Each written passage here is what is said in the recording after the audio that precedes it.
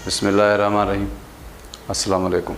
दोस्तों, ॿार जॾहिं बि शरारत कंदा आहिनि त उनखे सज़ा तौरु मारियो बि वञे थो ऐं माउ जेकी आहिनि अक्सर उनखे पिटूं ॾेई पाराता ॾेई ऐं माण्हू जॾहिं उनखे सम्झाईंदा आहिनि त औलाद खे पिट नाहे ॾिबी, पोइ माउ चवंदी आहे त मां दिलि सां पिट नाहे ॾिनी, मुंहिंजो अलाह ॾिसे थो। पर कॾहिं कॾहिं इंसान जी आमीन जी घड़ी बि थी वेंदी आहे। उहा घड़ी कहिड़ी आहे, केॾी महिल अचे थी, उहा इंसान ख़बर कोन्हे। हिकिड़ी औरत ई उहो पंहिंजे घर जी सफ़ाई पई करे, उन औरत खे पंहिंजी माउ तोहफ़े में हिकिड़ो गुलदस्तो ॾिनो, वॾो शीशे जो। अंदरि उन में गुल ठहियलु हुया ऐं ॿाहिरि उहो सॼो शीशे जो जड़ियलु हो, महांगो हुयो। उनजो नंढो पुट जो आयो, उहो सफ़ाईअ में हरकत कंदे उन शीशे खे उन हेठि किराए विधो।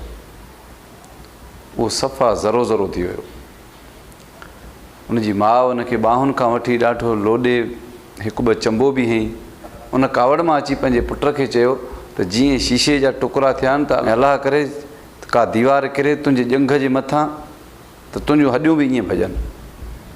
पर आस्ते आस्ते उहा माउ पंहिंजे उन नुक़सान खे विसारणु लॻी। चंद साल गुज़रिया। चंद सालनि खां पोइ त इहा ॻाल्हि ई ज़हन मां लही वियसि। उनजो पुटु जवान थियो, उनजे पुट शादी कई, उनजे पुट खे नौकिरी मिली। उहो तरक़ी करणु लॻो। जॾहिं उन पैसो गॾु कयो त उनखे अची शौक़ु थियो, पंहिंजे पीउ सां सलाह कई त बाबा हे पुराणो घरु ॾहारायूं ऐं नओं घरु तामीर करायूं। मज़ूरनि खे घुरायो वियो। उहो पुराणी दीवार खे ड्राहिनि पिया।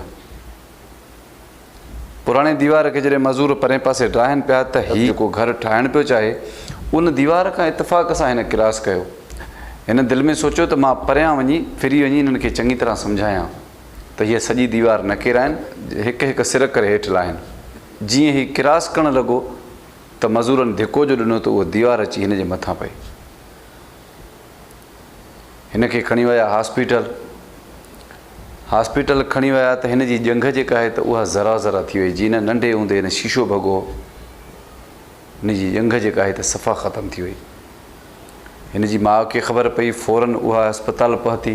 पुट जो ज़ख़्म ऐं उन जूं हॾियूं ॾिसी जॾहिं एक्सरो उनखे ॾेखारियो वियो त पंहिंजो मथो पिटणु लॻी त हीअ मुंहिंजो उहो ई पारातो आहे जेको नंढे हूंदे मां हिनखे ॾिनो हुयो। काश उन महिल मां बेहोश थी वञा हा, काश मां इहे लफ़्ज़ न कढां हा। पाण खे ॾाढो पिटणु लॻी, पाण खे घटि वधि चवणु लॻी त मां पंहिंजे पुट खे पिटे उनखे मूं अनफिट करे छॾियो, उनखे एॾो नुक़सान में विझी छॾियो। उहो जेको पारातो हुयो न, उनजी माउ जे दिमाग़ मां लहे ई न पई। चंद ॾींहंनि खां पोइ हिन जी माउ जेका आहे पंहिंजे पाराते खे यादि करे करे उहा चरी थी वई। हिकु हिक खे रड़ियूं करणु लॻी त मां दिलि सां पुट खे पारातो कोन ॾिनो, हिकु हिक खे पाण पई ॿुधाए। पर जेका अघण वारी शइ हुई उहा अघी वई। बहरहाल उनजो पुटु त हिकिड़ी जॻहि ते सॼी ज़िंदगी वेहिजी वियो, छो जो उन जूं हॾियूं अहिड़ियूं कोन बचियूं जो उनखे को डॉक्टर जोड़े सघे हा, या का हिकु हॾी कोन भॻी जंहिंजो को राड विझी डॉक्टर जोड़े हा। उहे जेको हॾियूं हुयूं उहे ज़रियूं ज़रियूं थी वियूं। दोस्तो, हिन कहाणी जो मक़सदु इहो आहे त अक्सर माण्हू जेके आहिनि न, पंहिंजे औलाद खे पिटूं ॾींदियूं आहिनि। पिट ॾियण जे बदिरां अगरि ॿ चंबा वाहे कढे त उहो बहितर आहे, छो जो माउ आहे, माउ जो रुतबो वॾो आहे।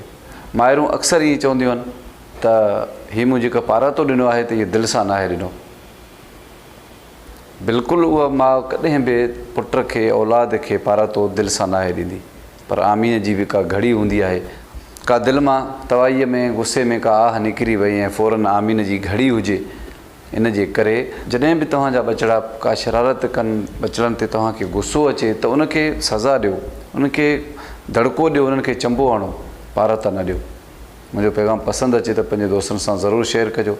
अगरि तव्हां मुंहिंजो वीडियो पहिरियों दफ़ो ॾिसी रहिया आहियो त मुंहिंजो फेसबुक ऐं यूट्यूब चैनल शहज़ाद उमरानी ऑफिशियल खे सब्सक्राइब ऐं फॉलो कंदा त जीअं मुंहिंजो अपलोड थियल हर वीडियो बर वक़्तु तव्हां ते पहुची सघे। मूंखे कंहिं नए मौज़ू ते ॾींदा इजाज़त। अल्लाह निगहबान।